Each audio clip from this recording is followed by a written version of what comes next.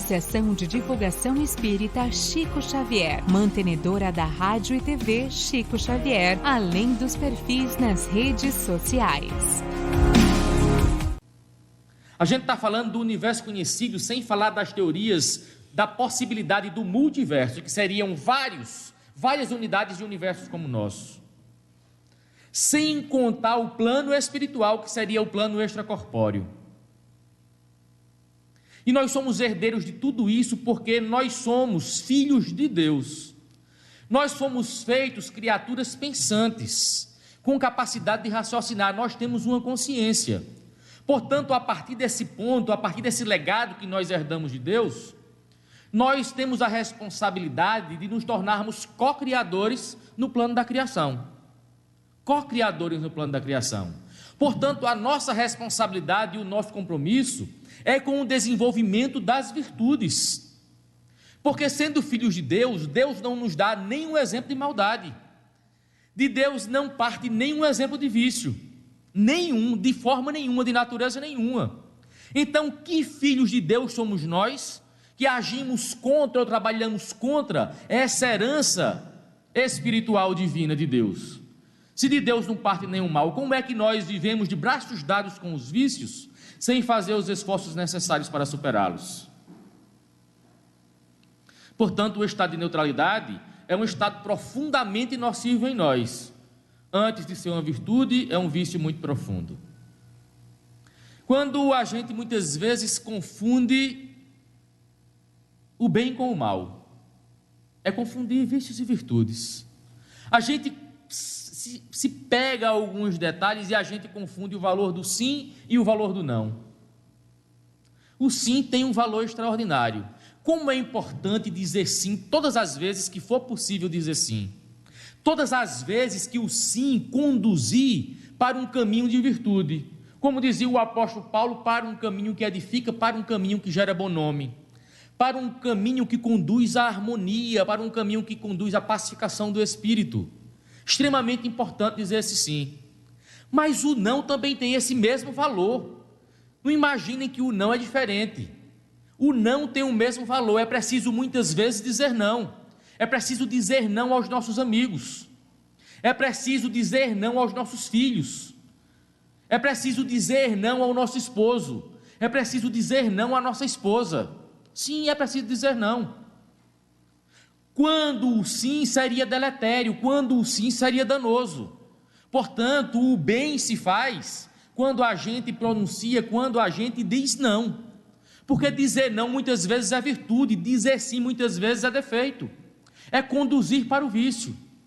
Agora, uma das coisas mais importantes que nós devemos aprender a fazer no combate dos nossos vícios e na conquista das nossas virtudes é aprender a dizer não a nós mesmos. Se dizer não aos outros já é difícil, imagina dizer não a si mesmo. E quantas vezes nós não cometemos erros, nós não cometemos desatinos, porque nós dizemos sim para nós mesmos. E nós dizemos sim sabendo que estamos fazendo a coisa errada. No nível, no patamar em que nós nos encontramos, não estou dizendo que é patamar de bondade não, é patamar de consciência, de despertar da consciência. Nós já temos algo chamado de bom senso. Bom senso. O bom senso que a gente fala tanto na doutrina espírita, daquele que Leon Denis dizia que Allan Kardec é o bom senso encarnado. E o que é o bom senso? O bom senso é a capacidade de discernimento. Capacidade de discernimento entre o bem e o mal, entre o certo e o errado. Portanto, todos nós temos plenas capacidades de saber aquilo que é certo e aquilo que é errado. Nós sabemos todos os nossos pensamentos que são bons e todos os nossos pensamentos que são maus. Nós sabemos de todas as palavras que nós proferimos quais são edificantes e quais são destruidoras. Nós já temos essa consciência. Não adianta se auto-justificar, dizer que não sabe. A gente sabe, não é de agora não, a gente sabe de muito antes, agora está muito mais claro. Onde é que estão inscritas as leis de Deus? Estão inscritas na nossa consciência, então a gente já sabe disso desde sempre. Mas vamos dizer que num estado mais precário de conhecimento, onde a ignorância em nós era mais forte, que a gente se confundisse ainda mais. Mas hoje não dá para confundir. Então toda vez que você erra, é você colocando o sim no lugar do não. É você dizendo sim ao vício e dizendo não à virtude. É você dizendo sim à materialidade, ao materialismo que ainda é muito forte dentro de cada um de nós, e dizendo não ao processo de espiritualização. O que é a materialização e o que é a espiritualização? São coisas antagônicas. O espírito, quanto mais ligado a coisas materiais, às necessidades materiais, mais primitivo é esse espírito. E quando é que a gente ascende na escala moral? Quando a gente vai se desmaterializando. Quando os nossos valores passam a ser valores, como dizia Antoine de Saint-Exupéry lá no Pequeno Príncipe, invisíveis aos olhos. Porque o essencial é invisível ao olho. Então a gente precisa começar a se desmaterializar as nossas emoções, desmaterializar as nossas atitudes, os nossos sentimentos. Eu fico me perguntando que se a gente quiser comprar um remédio para depressão, a gente pode ir na farmácia e comprar. E tem uma gama enorme de medicamentos. Mas eu fico pensando que na farmácia não tem nenhum remédio para orgulho. Eu fico pensando que na farmácia não tem nenhum remédio para egoísmo. Mas a gente vai vivendo as nossas vidas pautados nessas sensações materiais. E como dizia um monge tibetano, dizia que acha muito curiosa a criatura humana, o comportamento humano muito curioso. Que o ser humano passa uma vida inteira perdendo a saúde para ganhar dinheiro.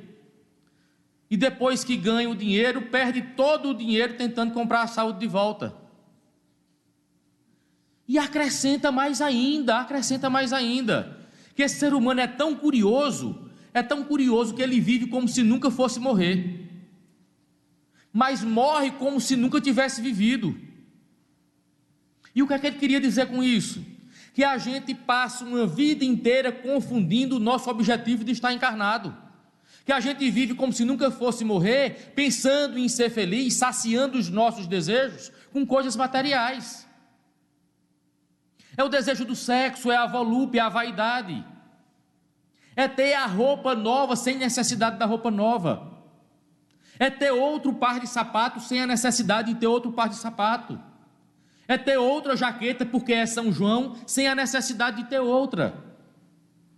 Porque os valores que valem não são os valores externos, não são os valores materiais que são confiscados pela alfândega do além. Os valores que valem são valores morais. Então a gente pauta a nossa existência, desviando o nosso objetivo de estarmos encarnados, que é crescer espiritualmente, e a gente vive baseado só em matéria. Só em matéria. Quando a gente chega para um amigo, conversa um pouco e diz: fica aí, eu vou embora porque você já está com a vida ganha e eu vou cuidar para ganhar a minha. E quando a gente fala isso, a gente está falando em bens materiais. Fique aí porque você já tem salário, emprego e dinheiro, você está com a vida ganha e eu vou partir para ganhar a minha, eu vou partir para ganhar dinheiro. Nunca vi ninguém dizer isso: eu vou partir para ganhar a vida, eu vou me espiritualizar. E quando é que a gente perde e ganha a vida segundo Jesus? A gente perde a vida quando adentra no mundo profundo da matéria, e a gente ganha a vida quando a gente ascende no mundo sutil da espiritualização. Aí a gente vive como se nunca fosse morrer, mas quando chega o momento da morte, vem o pânico, vem o desespero, os olhos ficam arregalados e você percebe o temor no espírito, você percebe o medo do que vai encontrar do outro lado, como será a realidade do outro lado. E ainda nos questionamos assim, ainda dizemos assim: ah, meu Deus, e se eu tivesse mais um dia, e se eu tivesse mais um ano, e se eu tivesse mais 10 anos, eu faria tudo diferente. E depois que passasse o primeiro dia da moratória que você teve concedida, você voltaria a fazer tudo do mesmo jeito de novo. Então a gente vive como se não fosse morrer e morre como se nunca tivesse vivido. Porque a gente vive para construir bens materiais que favorecem os nossos vícios e a gente esquece da construção espiritual que favorece a aquisição das virtudes em nós. Nós muitas vezes, nessa confusão toda que fazemos, nós pensamos que somos humildes, quando na verdade nós somos muito egoístas. Mas se eu perguntar aqui quem é egoísta, todo mundo vai levantar a mão e dizer que é egoísta, porque senão seria falta de modéstia. Porque na doutrina espírita a gente diz que orgulho e egoísmo são os grandes males da humanidade e são de verdade. E que nós temos, e se alguém disser que não tem, fica muito feio. Vai parecer mais orgulhoso do que o que realmente é. Porque a gente aprendeu a ouvir de Jesus quando foi chamado de bom mestre, que aceitou o título de mestre, mas não aceitou ser chamado de bom. Disse: por que me chamas de bom? Eu não sou bom, bom só o meu Pai que está nos céus. Mas se a gente faz uma pergunta agora retórica, não precisam responder, pensem, respondam na consciência de cada um de vocês. Você é egoísta? E você diz: sou. Mas agora eu pergunto, por que é que você é egoísta? E quando eu pergunto por que é que você é egoísta, você vai começar a pensar: eu dou minhas roupas usadas.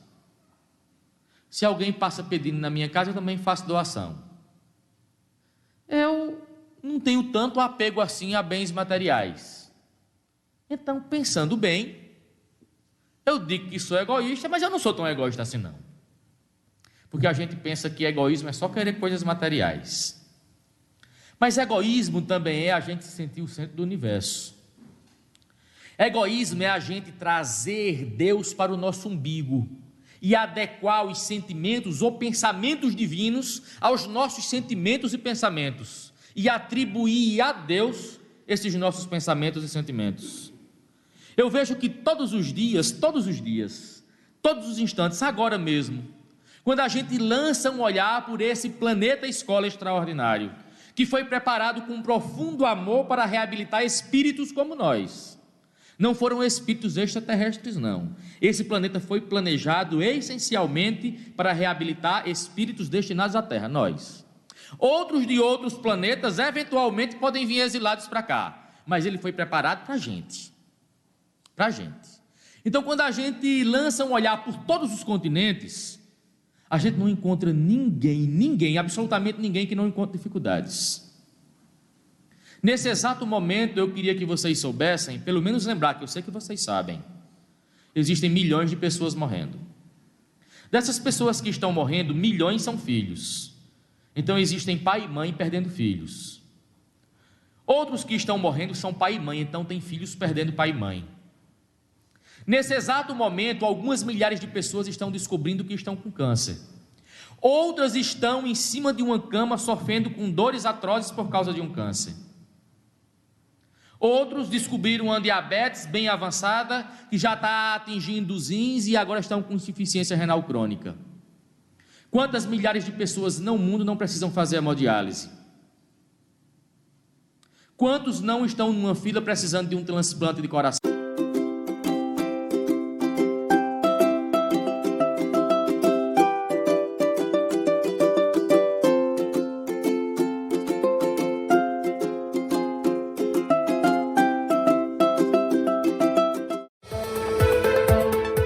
Baixe o aplicativo da TV Chico Xavier. É grátis. Faça o download agora mesmo e acompanhe a nossa programação. Acesse o Play Store ou Google Play na versão Android e Apple Store na versão iOS.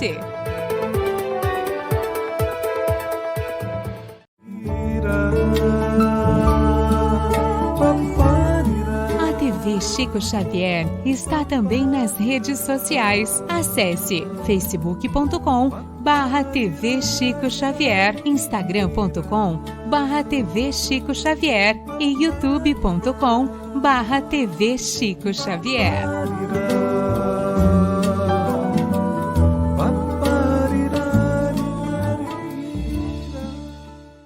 Espírito de amor, Francisco Cândido Xavier. Faça uma doação e ajude a divulgar ainda mais a doutrina espírita. Nosso conteúdo é gratuito e sempre será. Acesse tvchicoxavier.com e contribua. Xavier, Chico Xavier.